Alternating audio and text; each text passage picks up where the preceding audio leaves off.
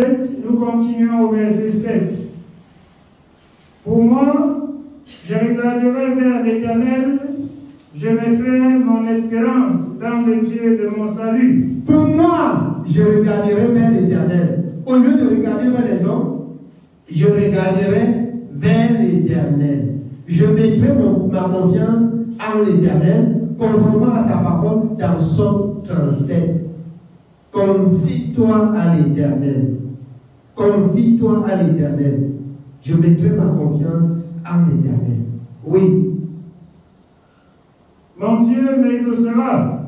Il va m'exaucer. Même si je souffre et que je mets ma confiance en lui, il va m'exaucer. Je fais sa volonté. Je peux souffrir pour quelque temps, mais il va m'exaucer. Oui. Ne te réjouis pas à mon sujet, mon ennemi. Ne te réjouis pas comme je souffre.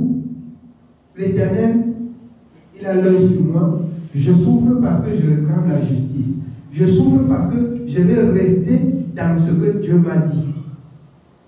Si vous n'acceptez pas souffrir pour rester dans ce que Dieu a dit, vous ne pouvez pas avoir la vie éternelle. Comprenez bien ce soir. Si vous ne pouvez pas souffrir dans des persécutions, dans des outrages, pour garder ce que Dieu a dit, vous ne pouvez pas avoir la vie éternelle. Oui. Ne te réjouis pas à mon sujet, mon ennemi, car si je suis tombé, je me relèverai. Si je suis tombé, je vais me relever. Mon Dieu va prendre soin de moi. Oui. Si je suis assise dans les ténèbres, l'Éternel sera ma lumière. Il sera ma lumière. Ça, voilà quelqu'un qui a confiance en l'Éternel. Voilà quelqu'un qui sait Dieu en regardant à Dieu. Tous ceux qui sont autour de lui, ils ne voient pas, mais ils regardent à Dieu. Regardez à Dieu. Espérez en Dieu. Croyez en Dieu. Attendez de Dieu. N'attendez pas des hommes. Attendez de Dieu. Espérez, croyez, demandez.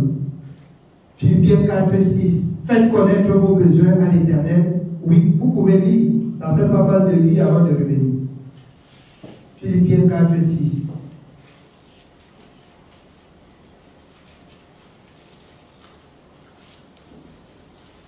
Oui. Philippiens chapitre 4. Philippiens chapitre 4 au verset 6. Ne vous inquiétez de rien, mais en toute chose, faites connaître vos besoins à Dieu par des prières et des supplications avec des actions de grâce. Amen. Ne vous inquiétez de rien. N'ayez peur de rien. Ne vous inquiétez de rien. Mais si vous avez foi, si vous croyez, si vous restez dans ce que Dieu a dit, faites connaître vos besoins à l'Éternel et il agira. Il agira. Ne donnez pas la main d'association aux pécheurs. Ne te fie pas à celui qui se couche sur ton sein pour abandonner Dieu. Non. Faites confiance à l'Éternel et faites-lui connaître tes besoins. Il agira. Amen. Oui, nous rentrons dans Michée. Michée chapitre 7, nous continuons au verset 9. Je supporterai la colère de l'Éternel puisque j'ai péché contre lui. Si j'ai péché contre Dieu et que Dieu me reprend, je dois supporter.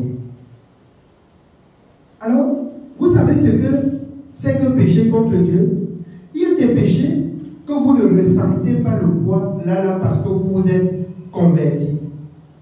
Ton péché peut être que, bien aimé, dans le monde, certainement tu es allé épouser même une femme qui n'était pas destinée et elle te crée des problèmes. Tu supportes et Dieu va te répéter.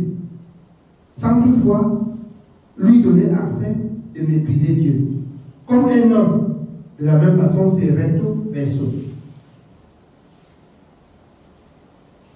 Alors, certainement tu souffres de quelque chose que tu as pris dans le monde même avant de toi et que ça te tourmente. Regarde à Dieu, tu souffres, il va te relever si tu fais sa volonté.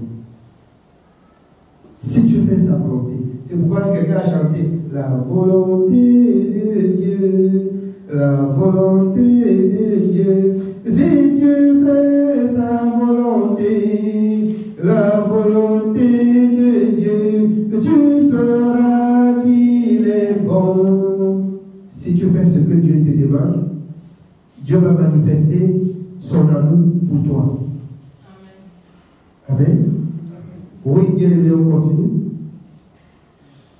Nous sommes au verset 9. Je supporterai la colère de l'Éternel, puisque j'ai péché contre lui, jusqu'à ce qu'il défende ma cause et me fasse droit. Jusqu'à ce qu'il défende ma cause et me fasse droit. Quand Dieu va te faire droit, plus personne ne peut te troubler. Ça, c'est selon la parole de Dieu dans Galates. Malheur à celui qui cherche à vous troubler. Quel qu'il soit, il apportera la paix. Mais si pendant ce temps, si Dieu ne t'a pas encore fait grâce, on va te troubler, Dieu ne doit rien dire. Comprenez aussi bien comme ça. On va te troubler et Dieu ne va pas agir. Mais quand il va te faire grâce, quand on va te troubler, il va répondre du tic au tac. Il va répondre. Il va répondre. Si tu es son enfant, on te trouble, il répond. Mais si tu ne fais pas sa volonté, on te trouve, il ne répond pas. Oui. Il me conduira à la lumière et je contemplerai sa justice. Mon ennemi le verra et sera couverte de honte. Elle qui me disait, où est l'Éternel ton Dieu? Où est Dieu qui agit aussi pour toi? En persévérant dans l'obéissance. Le jour où Dieu va agir, ils vont voir comment Dieu a agi. Oui. Mes yeux se réjouiront à sa vue. Alors elle sera foulée aux pieds comme la boue des rues.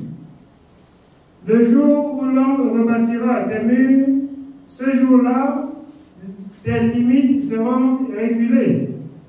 En ce jour, on viendra vers toi de la Syrie et des villes d'Égypte, de l'Égypte jusqu'au fleuve, d'une mer à l'autre et d'une montagne à l'autre.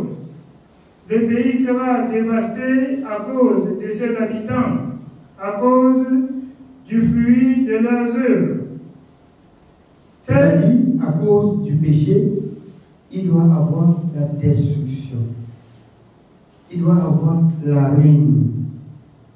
Il doit avoir le trouble. Il doit avoir l'instabilité à cause du péché. Alors que chacun se plaigne de ses propres péchés. Si tu souffres, regarde dans ta vie et plains-toi que tu n'as pas fait la volonté de Dieu. Parce que si tu fais la volonté de Dieu, celui qui vient te troubler, Dieu le voit venir. Le malheur qui descend sur toi, Dieu voit cette malheur descendre. Dieu peut intercepter.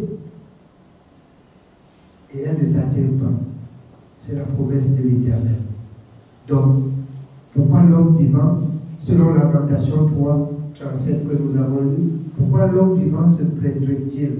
Que chacun se plaigne de ses propres péchés.